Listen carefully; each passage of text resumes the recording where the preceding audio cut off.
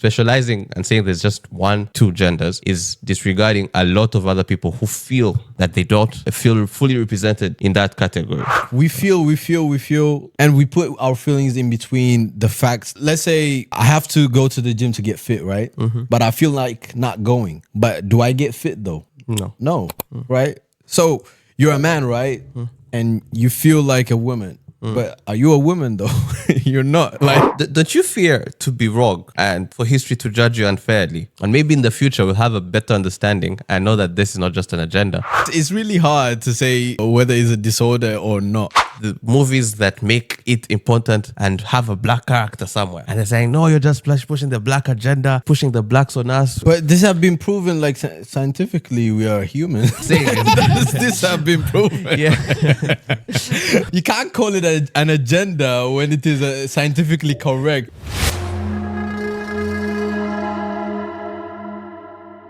All right, folks, buckle up because today we are diving into one of the most debatable topics out there: sex versus gender.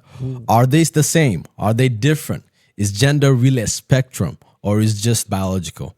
We are breaking it down, busting myths, and probably making a few people uncomfortable along the way. This is Inspektv. Welcome to this episode. My name is Nate. My name is Pius. And this is the Timeless Talks. This is the Timeless Talks, bro. What an intro. Well, yeah, what's up, man? This is really scary for me. This, I think, is one of, if not the very most sensitive topics we've ever covered. Yeah. And yeah. I think is up there. Absolutely. So maybe before we get into everything, because I know you have the history and all this, maybe it's good that we first of all agree on the definition of these terminologies you just used. Because you just mentioned like so many terminologies that we usually throw around, but we don't really have like the factual or the actual definition of the words. Yeah. So the first one, the most important one, is gender. What is gender? I think gender is gender is the social roles and behaviors that are expected or assigned to either male or female. Yeah. Yes, that's the actual definition of gender. Yeah, by birth, like when you get born, whether you're a female or a male, that's gender. No, gender is just like the definition of gender is the role. You like when you are a man in the society. What are the roles that are expected of a man? You understand? Okay. And the man and all the behaviors that are assigned to a man. So you're saying it's a social construct. Yes. Okay. And it changes from time and space. Sex, however, is the biological part, which is the biological definition of a male and a female, which are biologically made up of XX chromosome for women and XY chromosome for men. So now, the question is, are those actually different? When we talk of gender, are we talking about sex? Or when we talk about sex, are we talking about gender? In so many societies, from normal man perspective, this usually is the same. When I talk of gender, I'm referring to male and female. When I talk of sex, I'm referring to male and female. But this is what we're coming to discuss. But like when we talking about sex, like in general, when I make my research, it's all about biological, right? So sex is, as you said, is the XY and XX chromosome, and the gender is identity. Is that all about the social construct, which is male and female, but you're given by birth. So I feel like what do you think though? It's like, do you agree in about having a fluid gender, like you can identify whatever you want? What do you think about that? What I think is, first of all, the way gender is constructed, because this is a big topic. Yeah. It's constructed in two ways. There's the binary way of looking at gender, and that is the focusing on the physical attributes of it, whereby in the binary perspective, there are two genders. There is male and there is female. Now, with a lot of evolution and a lot of research and somehow the advancement of mankind, we've discovered that gender is more than just binary, but actually there is a non-binary part of it. And from the non-binary point of view, that's where you see multiple genders, not just male and female. And that's what the word spectrum comes about. I think spectrum, our scientists will tell us, it's an endless thing. Yeah. You don't know where it starts or where it ends. There's so many things along the way. It's not just 1, 2, it's 3. It's so many. So the non-binary part is the spectrum point of view. And I'll tell you some of the non-binary genders available, okay? All right. Buckle up. I already buckled up. So, some of the non-binary ones are gender fluidity, gender fluid, which is basically a person whose gender identity shifts over time. Yeah. So today you feel male, tomorrow you feel female, tomorrow you feel something. What do you feel today, though? We shall discuss that at the end. Okay. And then there's what they call agenda. And this is not the agenda of the no, agenda. Okay, agenda. And this is a person who does not identify with any gender or feels gender neutral. You don't feel female, you don't feel male, you don't feel nothing. Nothing. Okay. Now there is bigender, which is basically the opposite, where a person identifies with both genders. You kind of feel male sometimes, and you feel sometimes female. So it's like when you get in a fight, you feel like a woman. Like, exactly. Oh man, don't hit me. Exactly. When it gets to paying the bills, you feel women. You feel women. Anyway. And I mean, the list is so on. There is what they call demi boy. There's what they call demi girl. There's what they call demi girl. You want to know what demi girl is? That's a new one for me. So this is a person who partially identifies as female. And demi boy is a person who partially identifies as a boy. Okay. Male. So you think that you're like somehow maybe like 70% male, but there is a little girl in you. You know when you do that. So that is how it is. But I want you to get me through like the history. Where did all this start from? Because for many of us, this is like a new concept that is being spread by the leftists. Yeah, I know. So it's not actually a new thing. In 3000 BCE, various indigenous cultures recognize two-spirit people, a gender identity beyond male and female. So that means you can you'll be given the male and female things when you are born, but there is a different gender, which will identify as two-spirited, which is male and also female. Like one person can feel male or female at the same time. So in 200 BC and 200 CE, ancient Rome and Greek, some societies accepted gender non-conformity with records of ancient the third gender role, which is the 9th and the 16th century in India, recognized as a third gender in South Asia culture with legal and religious roles. So, according to your history, it looks like most of this happened in Asia and, part of the indigenous communities in North America. But at the moment, we see that this whole issue of gender is being pushed so much by the West and the Europeans. How come they've owned this, which was more of a culture thing, and made it like a law and some factual, scientific-based thing? Because the whole research you just gave me sounds more like a ritual or a cultural practice by Asian tribes. But the current situation, it's more of the Western world. And when you see people who are against it, they'll tell you those things are Western things. They're things being spread by the West. How did it become their stuff? Okay, so about that, there is actually one gender called intersex. Intersex. Have you heard about it? So intersex refers to people born with biological traits that doesn't fit typical definition of male or female. It is a natural variation in human biology and it's not a disorder. It says that it's not a disorder.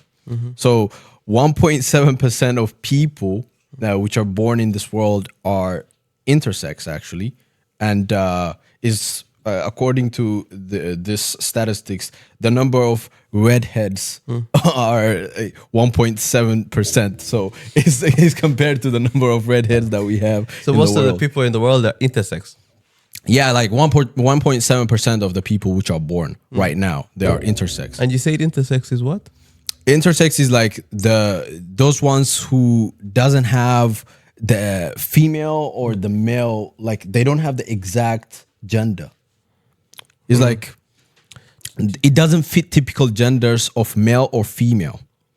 So there are three types of intersex, which is chromosomal intersex, hormonal intersex, and anatomical intersex.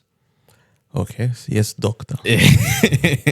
So chromosomal intersex is XXY. So you know, male is XX, XY. XY, and female is XX. So XXY is typically associated male, but may have lower testosterone and some female traits. Okay. So that's a biological mutation Yeah. where you have more female chromosomes and are more likely to behave like a woman or act like a woman. Or if you're a woman, then you have more testosterone. That means you have maybe a beard, like women who have beards. You maybe develop a bigger voice. Exactly. And you become, you maybe have more muscle. That's more like anatomical, I think. So some people, like when we come to anatomical intersex, some people are born with ambitious genitalia, no, not clearly male or female. Others may have internal reproductive structures that doesn't match their external appearance. So, for example, you have a uterus and you're a man, for example, inside you. Yeah. Or you are born with physical female genitalia, but inside you maybe have maybe no womb, and you look like your bones, pelvic bones, are more masculine. You're going to extreme, but Yeah. So is that not a deformity? It's a mutation. That's the word. Because deformity would be maybe physical, like if you're born with a lame leg, that's deformity. But if it's, for example, you're born with a third finger or a sixth finger, that's not a deformity. It's more of like it's a natural variation in human. Yeah, it's a mutation. Biology. Yeah, it's you a just mutation. but which is not a problem. Shouldn't be a problem. Yeah. The problem becomes when it is spread as an alternative, like to the extent where even people who are born biologically male make a transition.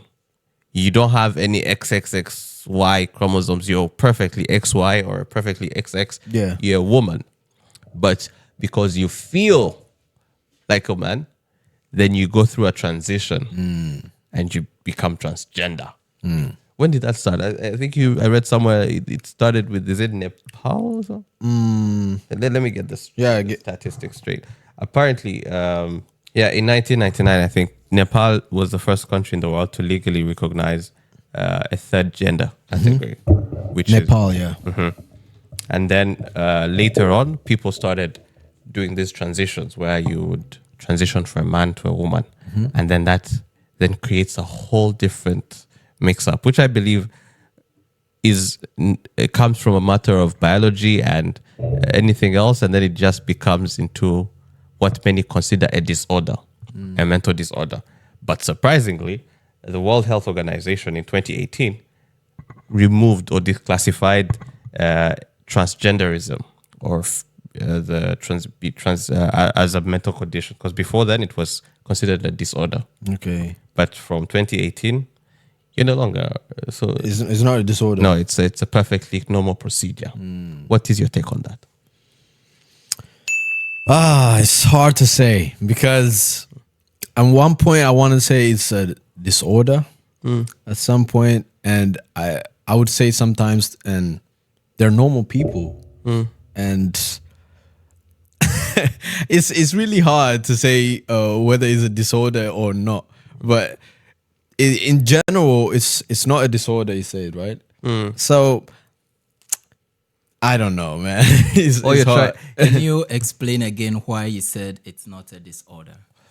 It's not a disorder according to World Health Organization. It's not a disorder, and the Who can be wrong, by the way? Yes, they could be wrong, but to play devil's advocate in this case, it is clear that people are not born the same in them.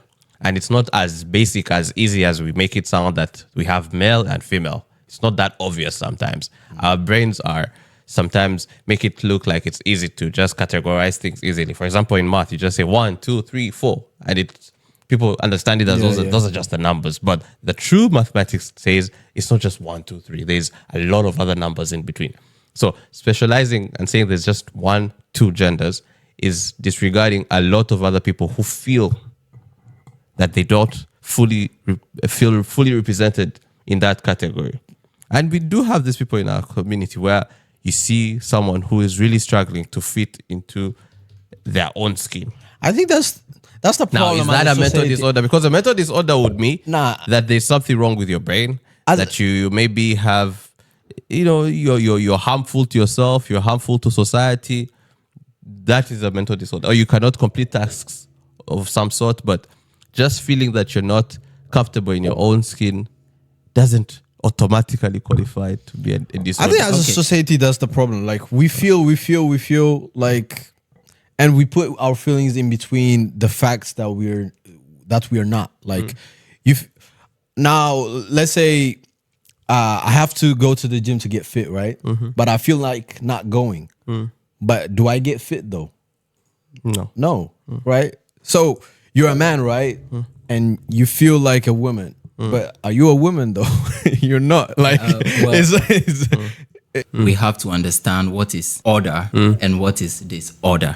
So what is the understanding of when something is in order or when something is a disorder? Now, my understanding, my personal understanding, which of course you can verify as well, is that when something is in order, it means that majority of the population have that thing. And when something is in a disorder, it means that minority of the total population have that thing, right? So, for example, all cars are moving forward. Now, if I manufacture a car and it moves backwards, then you say this is a disorder. So the term order or disorder does not mean that everyone should have a particular thing. It's just saying that majority of the population have this thing. So if it is not in line with this thing, then it's a disorder. The problem is something would come. And this is where it's opinion. It's a matter of opinion, because even in your own category of considering something a disorder just because it does not match the majority how things are supposed to be done, then I would ask you, how is innovation made? Because even good things, when they come, they're not the same as what has been there. And bad things when they come as well. So basically, disorder is when it's bad. No, disorder is when it's not in order. Whether it's good or bad, it's a different case. But I'll give you an example. If something is extraordinary, that means it's a good case of a disorder. Exactly. Yeah. So, but when it's abnormal, for example, that means it's a bad case of disorder. Yeah. So disorder is not specifically negative. Negative, no. It's just something that is not out of the ordinary. Yes, out of the ordinary. But when someone says you have a mental disorder, it doesn't mean that you're just sharp. You can talk of some of those scientists who have their IQ level very high, out of order. It's an outlier from the normal population. That's a disorder. So I think the problem here is when you say disorder, people think of a negative thing. Yeah. They think you're mad. They're crazy. Yeah. They're crazy. Take, for example, a kleptomania. You know who a kleptomania is? Someone who is born with the tendency to steal. From Wikipedia, it's saying it's a mental disorder that manifests itself in a difficulty or impossible to resist urge to steal. Really? There's that kind of disorder? Yeah. So all the thieves have disorders. So Many of them. So thefts are not committed out of the need to possess a specific item or a desire for profit. It all makes sense now. After the theft, the item may be thrown away, given to someone else, or collected. So this is a kleptomania. And what do we do to them? Imprison them. We put them in jail. Damn. You see the difference? So this type of making a disorder an order is like so biased.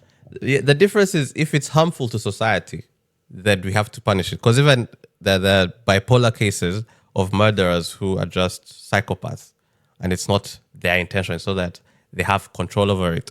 But the difference between a Kleptomania. Kleptomania. And That's a new word. psychopathy and all those other disorders are that they lead to crime and they're harmful to society. But someone who's transgender or who feels that I want to be identified as a woman, even if I have a beard, why that is not harmful? Though, that's not because harmful. It is harmful. I can give 1,000 reasons why someone identifying differently could harm the society, and one of them is our population. I mean, the world is surviving basically on population, and if the population goes down, our world goes extinct.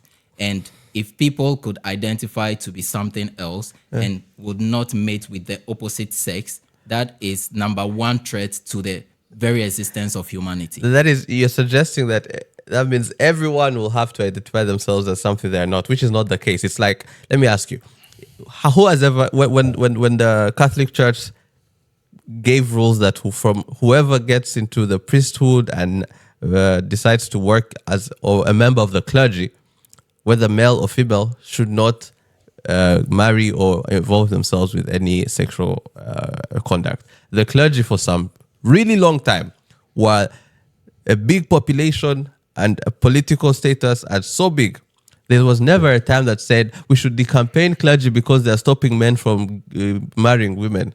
And that is a disadvantage and a problem to population growth.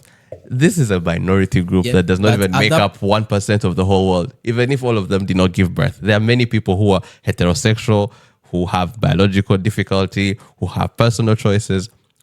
There will always be people who want to give birth. And I don't think the gender transition is a threat to population growth. I don't think that the Catholic clergy tried to make campaigns on the street, erect billboards. I don't think they engage in those campaigns. They give us the simple information that there is this possibility, and it's left to the individual to make their choices. But here is the case where it appears they are pushing an agenda. Agenda. Do you think this is being pushed? Yeah, they're pushing an agenda on you, to the point where if you don't accept it or you try to be different from it, then you are considered to be not to be open. Whatever the word open You're discriminative. means. Yeah.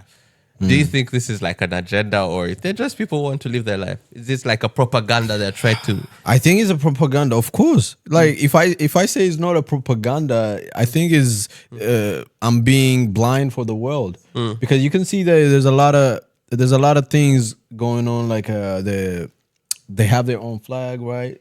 So they trying to put those flags in everywhere now, and also marching for.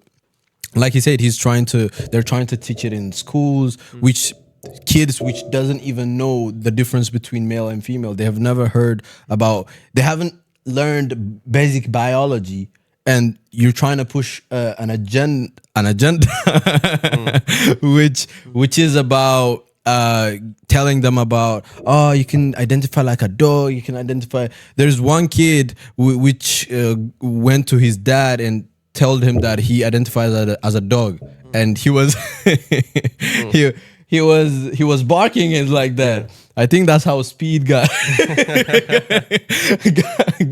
started barking.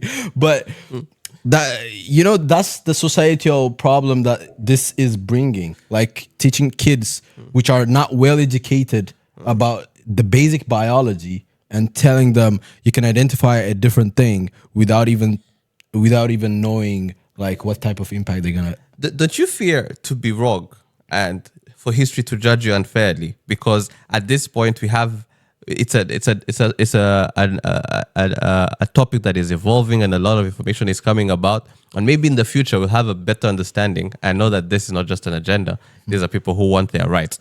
Do you know, years ago in the US, a black was considered, I think, is it some percentage human and some percentage animal?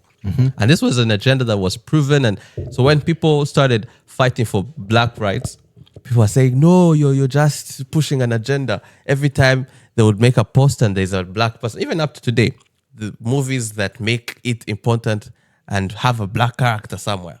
And they're saying, no, you're just pushing the black agenda. You're pushing the blacks on us, But this have been proven, like, scientifically, we are human. Yes. So, but what I'm saying is, this have been proven. yeah, Like, it's not even. You can't call it an agenda when it is scientifically correct. yeah. But what I'm saying is, people who fight for black rights also have to use this what you call propaganda, pushing it onto people. For people of black skin to be accepted, you need to use these flags. The Black Lives Matter.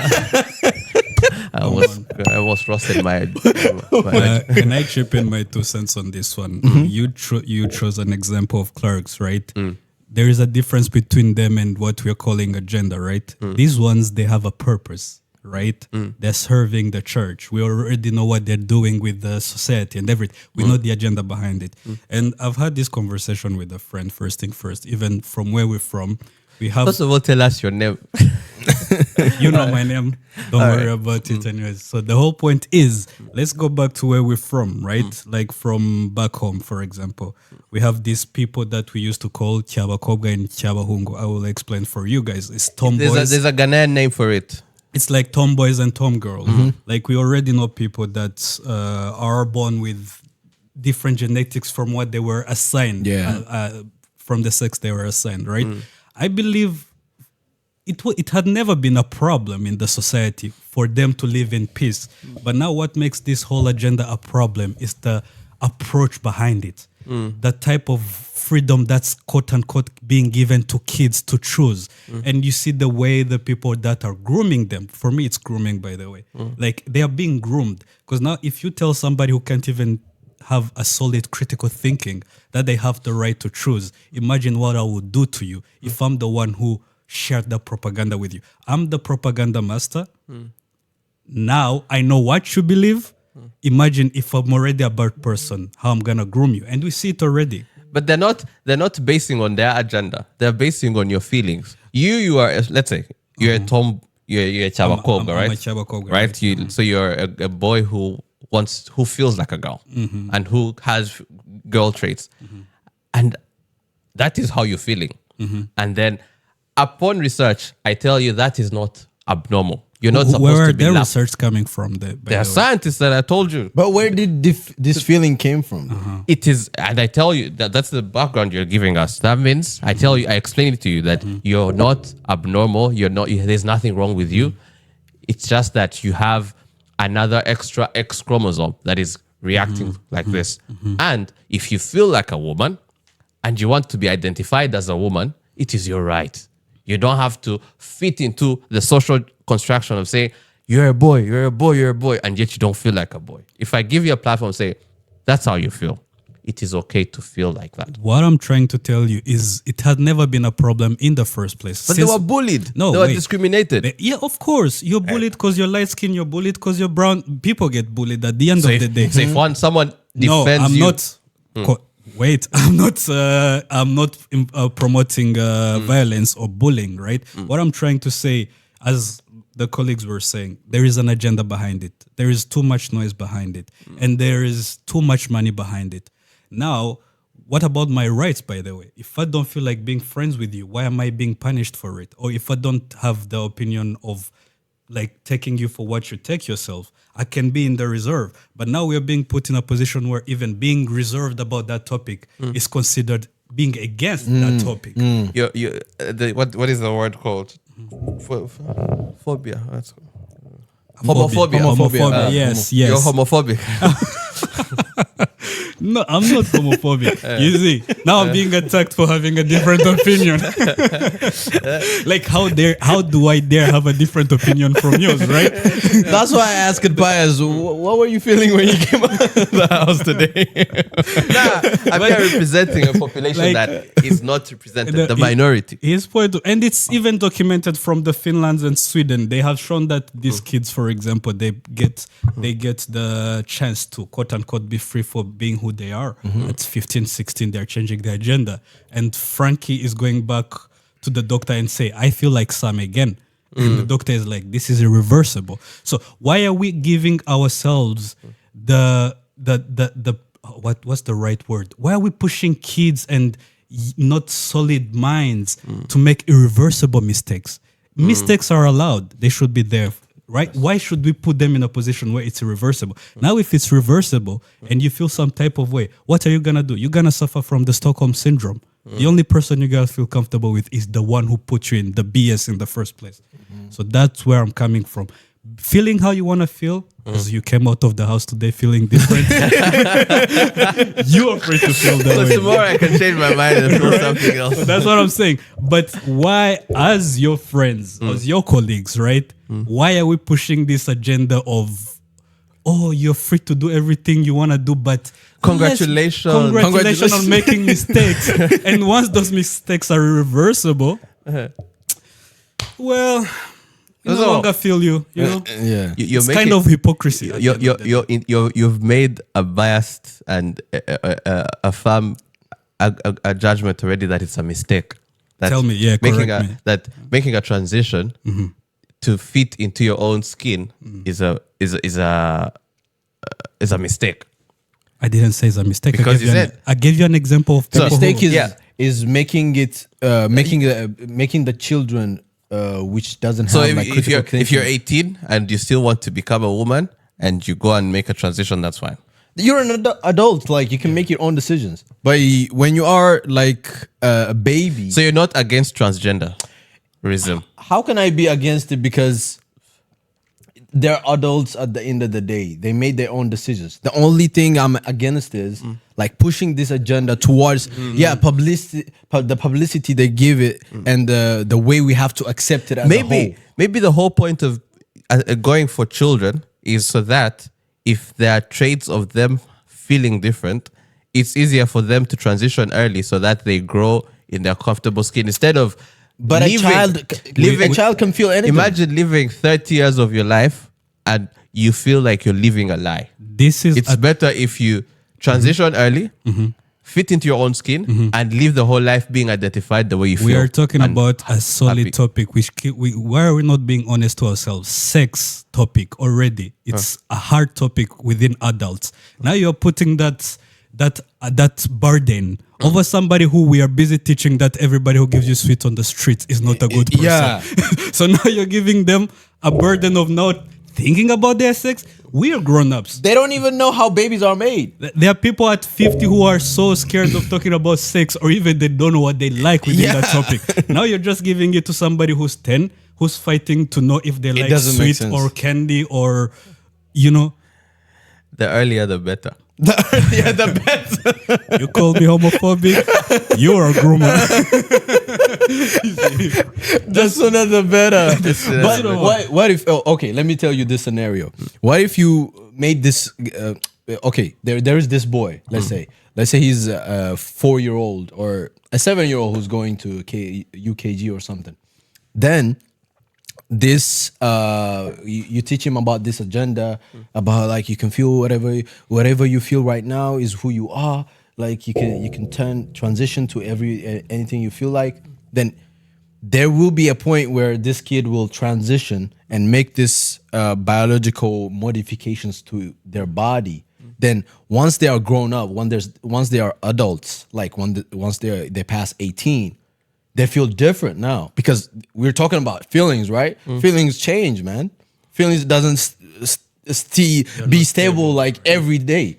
Like you can feel like awful today and you can feel like beautiful tomorrow. It's the same like that. So you're depending your gender, you're depending on you're changing your whole spectrum just because of the way you feel today. It's not, okay. I understand that maybe sometimes we get lost though, short of words to use. Feeling is not as the temporary feeling that I feel happy today, I feel sad tomorrow. No, it's more of how you relate to who you are. For example, there are people who are, for example, obese, right? And just because they are obese, they feel low.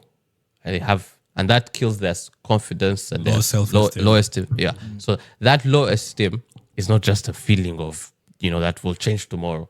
It's a feeling that that comes from who they are or their current state of mind. But obesity is not like Yeah. So what I'm saying is not who you are. what I'm saying is how you look or how you your formation affects your character, and that character is the one I'm kind of trying to refer to as a feeling. So in this state, if you associate yourself to a different gender, like we're saying, that feeling will not go away until you address it. Let me switch sides, for example, and be on Pius's side, right? Okay. Just to balance it up. Yeah. I think there is nothing wrong with choosing what you want to be, right? But let's first define the genders we have. Because last time I checked, within 5 years, in the 5-year span, we've been having, it went from LGBT Q plus IH. I feel like we're gonna run out of alphabets. That's why it's called the spectrum. Right? Yes, spectrum but the means spectrum now. There are as many as they come. It brings me back to my point. If it's hard for our adult brains to define what we're going through, why are Imagine we for the kids. expecting toddlers and youngins to know? To why are we putting them in a position where they have to take such decisions? I don't mind you choosing what you want to be, but at least define what you want to be. If that's the case, then we all felt like Batman and Spider-Man. I never saw some webs coming out, but I kept pushing my hand like this. So sometimes there is this African saying that everything that you think shouldn't be said out loud, and everything that you think shouldn't be executed. So let's not live this primitive way of thinking of like everything that I feel should be executed. If we're going that way, and let's turn the world into a jungle. Let's invite lions, giraffes, and run mad together. Why should we be civilized if every primitive thought we can have is executed? So being on your side is the side you're on. First define things. Now that you you're talk trying- about definitions, the side I'm trying to defend doesn't even know what a woman is. So that's the problem. What is a woman? They can't answer. Stop Anyway. mansplaining. Ah, shit. Let's wind this up. Let's wind this up. Yeah. So our parting shot. Your last words for this topic. For this topic, guys, whatever you feel like today, if you're an adult, go through it. I don't care, to be honest. We don't care, right? But just make sure that you don't influence the jits, like the kids, which can be influenced very easily, and they can make decisions which cannot be reversed at the end of the day when they are adults and when they feel like different things. So, yeah. My parting shot is the debate was awesome and we had all our thoughts, but my personal feeling and towards this topic is every time man has tried to oppose nature, it has turned out terribly. I think even when you go, if you're religious, the Bible says man should have dominion over nature. But then the dominion is not about opposing or trying to change it. It's to tame it to fit into your own need and to make sure that how nature is, you find a way around it to fit into your own advantage. Now, in this topic of gender and sex, what's the one thing that you listen to when you talk of these transitions and all that is man trying to oppose nature and trying to go contrary to nature. And for me, that has never went well. If you feel different, if you're, for some reason, you the natural part of you is not, it does not, you have to just find a way of taming it into your own way to live, not opposing it. For example, if you feel like a man, then maybe use it to your advantage. I see many female who are in sport and they do have an advantage over others. That I think is a way of taming nature. If you feel like a woman, do what women do. You maybe cook or I don't know, do whatever. Go into fashion. That for me is a better way of putting it to use. But when you try to go against nature, you're just diving into a hole where your mind will just get as confused as we all have been on this podcast. For me, yeah. But yeah. But I think this podcast also sums it all. Yeah. It's confusing. Like if you hear the whole podcast, It was just it's confusing. That's how the world is confused about this type of topics.